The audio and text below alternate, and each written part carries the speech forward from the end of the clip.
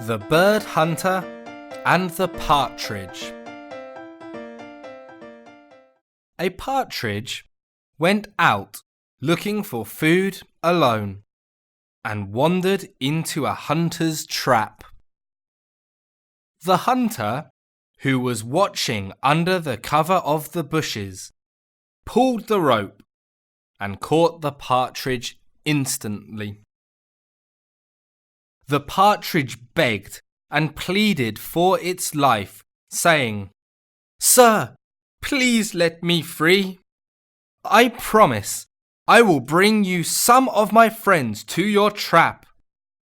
When the hunter heard the partridge, he replied, "I do not believe the words of someone that would save their own life by betraying their friends like you."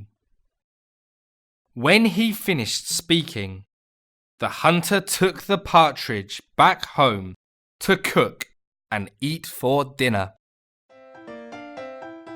No truth comes from the mouth of one who betrays his friends.